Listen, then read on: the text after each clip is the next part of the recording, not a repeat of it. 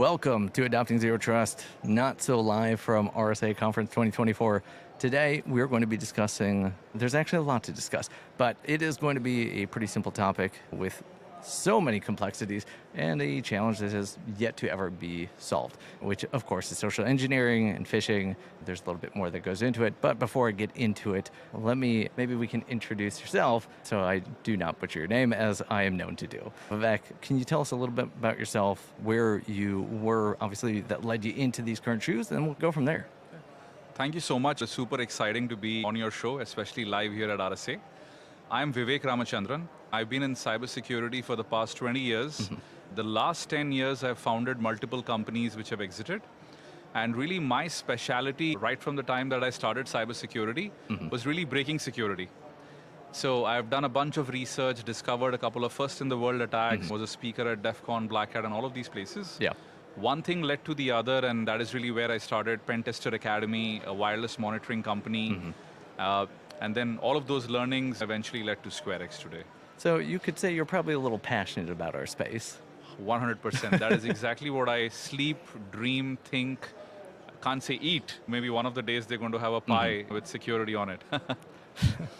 Amazing. So you have obviously been in this space much longer than I have. So you have seen it grown, the threats changes, TPs, all that, shifting landscapes. Yeah. Why today has social engineering not gone away? If anything, has it become worse? Why is it such a significant problem that organizations are unable to fight against?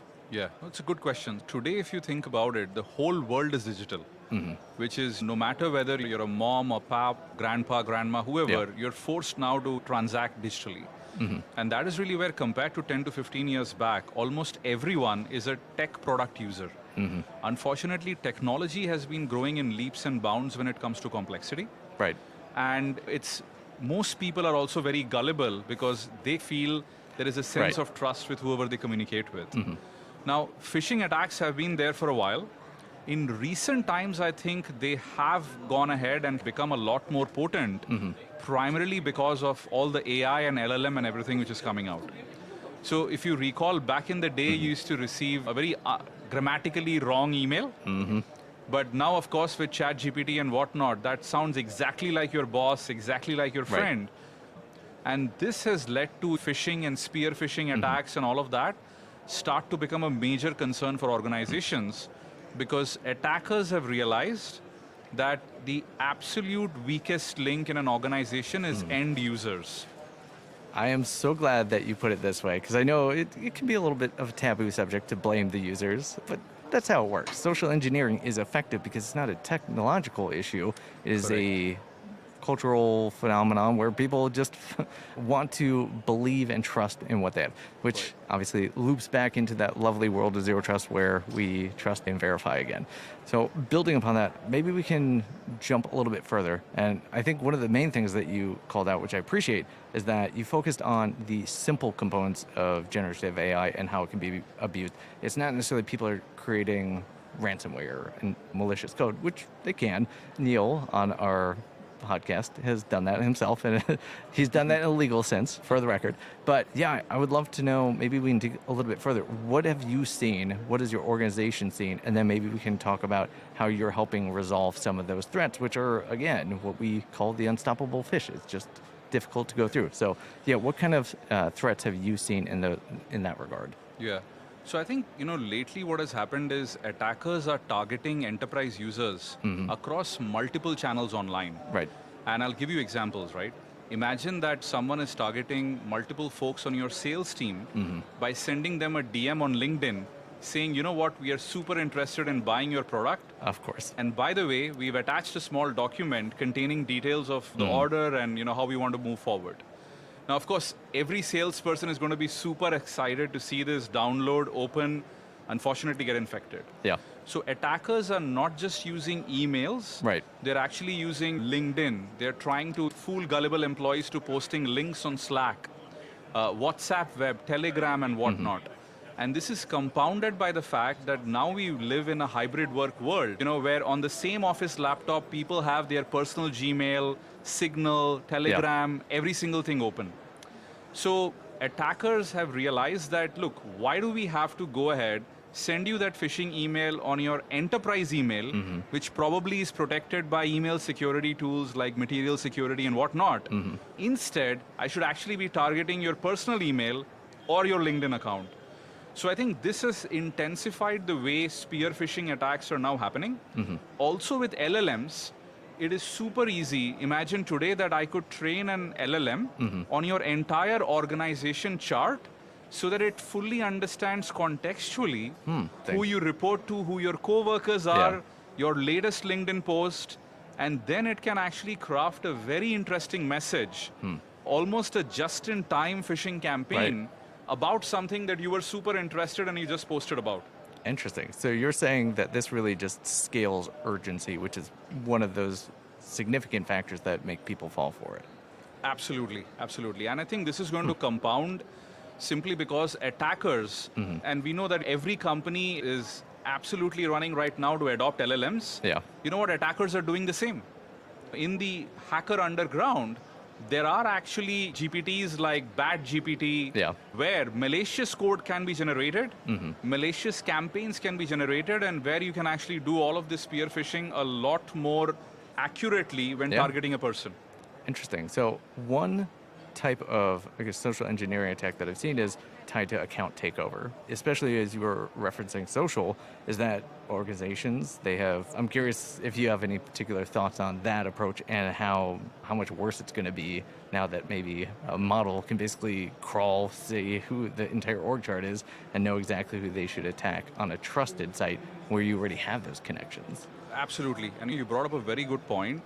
And that is really where what attackers have started doing is almost everyone has social media accounts, whether it is on LinkedIn, Twitter. It's almost become mandatory to be present in many of these channels. And people literally say, hey, you know what, if you aren't out there, like you aren't even considered serious when it comes to your corporate career. Now, to your point, what has happened is many of these social media channels have also become ways to message between users and to interact, right?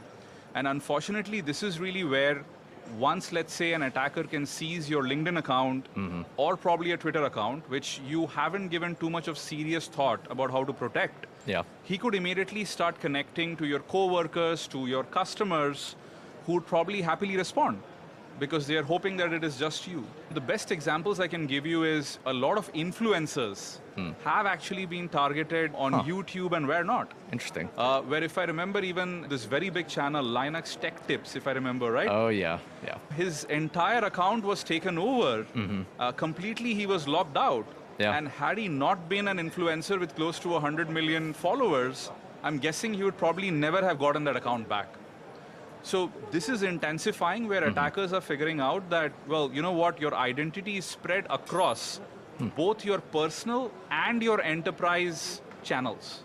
That, I appreciate that you called that particular piece out because we wrote an article, I don't know, it was probably last year. There was a massive wave of LinkedIn accounts that were having account takeover issues, but it wasn't a LinkedIn issue. They're users are in multiple different breaches, and of course those passwords are reused, and it's just like this horrible chain and cycle where if you're hit somewhere else, then there's all these different components, and it's hard for an organization to be able to protect against a scenario where your user again ends up being the weak link. Exactly, and you brought up a very good point, right? Organizations are very used to protecting resources that they own. Right. So your corporate email is something, you know what, the organization owns, they can do whatever you want, whatever they want. Now your personal email, your personal LinkedIn account, if an organization reached out and said, you know what, we want to protect this, you would view that as an intrusion into your privacy. And unfortunately, that's really where they really can't do much, but most employees would end up opening the same account on their corporate laptop, exposing that device. Absolutely. Yeah, and obviously organizations can block social networks and all that, but in today's world, being on LinkedIn and all these other sites, it's kind of part of the territory. Even as cybersecurity practitioners, that's one of the sort of safer zones. No one's going to be on like Meta properties, for example, but yeah. So let's pivot over to your world. You have ways to help resolve some of these things, which again are considered unsolvable. Maybe we just start right there. What have you built? How are you protecting organizations? How are you trying to reduce some of that blast radius? Right. So I'll start off with the problem that organizations face and how SquareX is solving it. So I'll give you an example where an attacker is approaching organization employees Yeah. across multiple channels like LinkedIn, Twitter, email, and whatnot, and sending them a link or a ransomware which finally gets downloaded. Right. And once it downloads onto your employee's computer, God hope that your endpoint security picks it up. But for a second, let's give endpoint security some credit and Of say, course. you know what, you're It going does to pick up something. everything. Yeah. Yeah. Now, at that point, your IT security team is looking at it and saying, okay, all endpoint security is telling me is the Chrome browser ended up downloading a malicious file. So he goes to the user and says, Rob, what did you do? And Rob he either doesn't remember or doesn't want to admit. And this same pattern ends up going Right. across the whole enterprise. So what SquareX is really doing is we deploy our product as a simple browser extension, which can run on any browser. And really, we sit down over there and we can attribute that attack. So the way we do it is as an employee opens a tab and kind of goes through Right. different websites, the moment we detect that an attack has happened, maybe a ransomware was downloaded or a spear phishing campaign is in progress, we automatically block, rewind, and then take that entire attack graph or how the employee ended up ending in that location and sending it back to the enterprise portal where we can even do automatic remediation across the entire enterprise. Interesting. So the very first time that Rob faces this, immediately everybody in the enterprise is automatically secure. Now, what this helps the enterprise admin with is, of course, you know that an ongoing attack is happening. Endpoint security had no visibility into the browser, and now you have visibility into that. Most importantly, you can even figure out your most insecure users who unfortunately are the Right. target of most of these attacks. Interesting. Obviously, higher value targets like financial departments and whatnot. I'm sure there's probably other ways to keep an extra eye on those folks. Absolutely. I think your finance department, customer support is a very big target. Especially recently. Exactly. And human resources, because they are used to getting things like resumes from unknown people, and they're expected to open it up and view it. That is a really good point. So I'm curious, there are obviously other, I'm sure you don't like to talk about competing solutions and what have you, but there's enterprise browsers today, which might be downstairs and ranking in, I don't know, maybe $1 billion somewhere. They're pulling a lot of money. There are other technologies which are legacy and is not tied to the browser, like email security gateways. So I'd love to know, in your perspective, how are you trying to cover multiple use cases and resolve some of these other things, or are you trying to attack a specific use case and niche? Yeah, how are you approaching this? So that's a great question.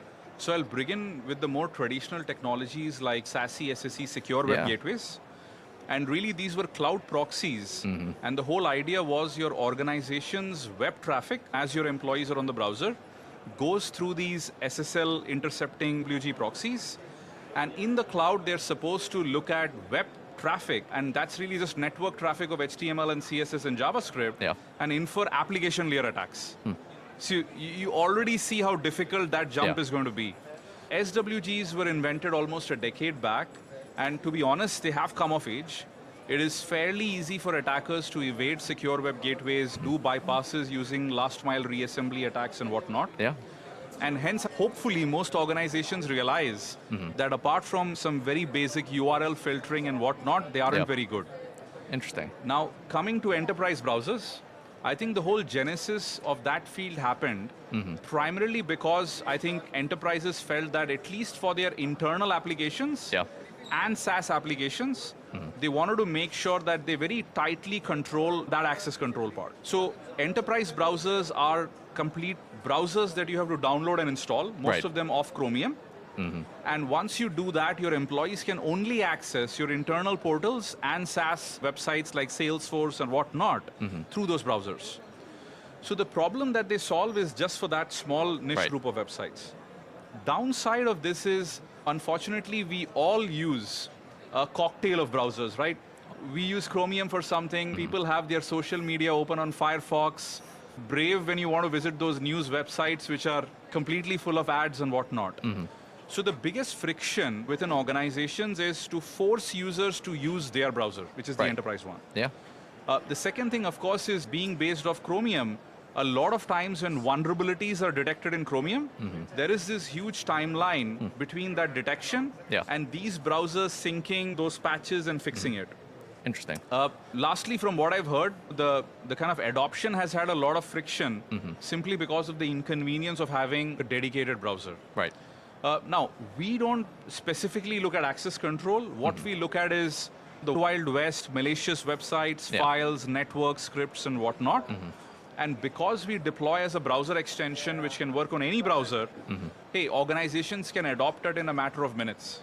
Interesting. So I'm curious on back in the day, for an org that had an email security gateway, they would have crawlers that would go across the web to basically find anything that looks a little iffy, especially if they're using popular brand names and they're on domains that don't belong.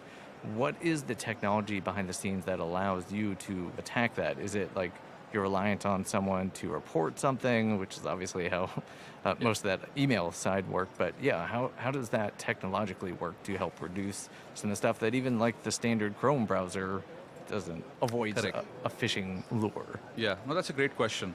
I think email security gateway is a good example. Now, unfortunately, when you crawl the web or any target link from your cloud servers to check whether it is good or bad, it is fairly trivial for attackers to detect that this is actually coming from a data center and serve you a nice, sweet, innocent-looking page. Now, this is really where it is very important to assess the threat from the perspective of the user while he's surfing the web. Yeah. And by sitting in the web browser, we have that vantage point where we can look at everything on the web, but from the user's perspective. What we do is we deploy as a browser extension, and that monitors every tab, every page. We look at DOM changes, we look at browser events, we look at network events, and then we correlate all of that, and we run ML models right there in the browser using WebAssembly. So the best part is we are where the security metrics and the availability of raw data is at its maximum, which is in the browser itself. Now, had you to sync all of that data in real time with a cloud service to go about detecting attacks, you can imagine the sheer amount of megabits that you would have to go ahead and sync, making it absolutely impractical.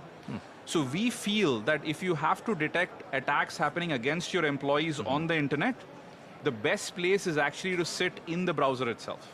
That's super interesting.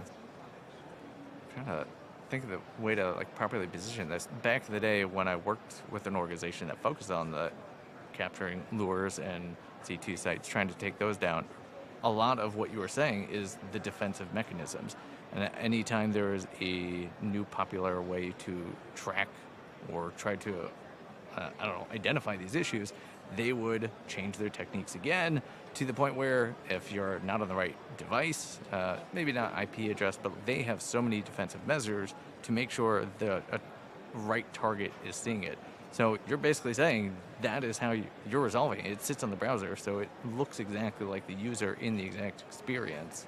Exactly. So almost imagine us as a security co-pilot, like a little parrot, like sitting on your shoulder, almost looking down and seeing exactly how you view the internet. And God forbid you are on an attacker's website, then how the attacker is going ahead and serving that website to you. And that gives us a full idea about detecting the attacks and all of that, because hey, we have access to every single thing right there in the browser. Very cool. Okay, I love that you're basically trying to attack their defensive measures, because I know there are solutions out there, but you're able to do that. And eventually, as you gain, I'm sure, in popularity, they will try to identify that there's a little rider on there or something to that extent. But that just comes with the territory. That is why it is impossible to fully squash out cybersecurity challenges. Yeah, absolutely. I think, and that's a good problem to have, because that validates our thesis. And really, I think from that perspective, it's going to be very difficult for attackers simply because they'll always be guessing, and they'll probably have to figure out if something like SquareX is really sitting and watching their every movement. But you're absolutely right. And to be fair to attackers, they learn, they evolve. Right. So I'm guessing at some point of time, there is going to be that little arms race. Yeah. And hey, that's going to be a great problem to have, and the team and I are excited. It's good for business. Yeah, to get there. Very cool. I wanted to totally derail this conversation only because I am intrigued. you're not just a technical co-founder, not just launching things that companies have sold and been acquired, but you have a very creative background too. Your colleague over there shared, I guess, what would be a comic book of sorts, but you, for a young organization, and I say that trepidatiously a little bit, only because you've done this before, but you get branding, and it's weird, because cybersecurity brands are terrible. They're ugly, but you've got like mascots, you've got character in there, so I've got to know, like, where does that come from? Because that is complete opposite side of the brain. Yeah. So I can tell you something. It was around a very interesting incident. So once I sold Pentester Academy, my previous company, which I exited, I had a little bit of time. And one of the days, my elder son came to me and he said, "Dad, what do you do?" And he's old enough, so I told him, "Why don't you go Google Dad's name?" Yeah. And I was very curious, what the internet would tell him about me. And what he read was, "Hey, Vivek Ramachandran is one of the top hackers." And then he Googled the word hacker. And what came out was, hey, bad folks who, who end up going ahead and fooling people and doing this and doing that. So that to me was a very big shock and surprise. Because I figured that unfortunately the mainstream media narrative of hackers is akin to bad people rather than folks who are curious around systems and how to break them and all of that. And even if you remember the very first hacker manifesto, that line is very beautiful. Curiosity is my crime. So I felt that I wanted to do something where we could try to change the narrative, at least for young folks. And that is really where I said, what better way than a hacker comic, right? Yeah. All of us, as we grow up, we go through this phase where we read comics, we love superheroes. Well, I don't know if it's a phase. Some of us don't go out of it. Yeah, I mean, I have not. I still buy all the superhero comics and, can't wait for some of the Marvel movies. And that is really where I said, why not we go ahead and create a hacker vigilante comic book series? Yeah. But with the key difference that this is a very realistic portrayal of the attack rather than a Matrix style or Swordfish style. Right. Where, Neo just waves his hand and, all the systems give way. Yeah. So what I did was I hired a creative team. I can't draw to save my life, but I went ahead, wrote everything out, and that's when we launched the comic, and I think it's been received very well. People come to us and give us great compliments. Very cool. I will applaud you there, and I say that carefully because Neil and I are very careful about being vendor neutral, but having that kind of elevation is super important because if this is new technology and a new approach, being able to communicate how it works and the role is important because as you can see, walking around RSA, it's not so much zero trust this year. There's a little bit AI, but it is just buzzwords and word vomit, and there's no value in information. But if you can tell a story in a way that's engaging and interesting and entertaining, it makes sense. I will applaud you there. Obviously, outside of the technology and all that, I'll leave that for someone else to evaluate. But yeah, that is very cool. I appreciate that approach. Yeah, thank you so much. We appreciate it as well, and especially coming from you. I think you're absolutely right.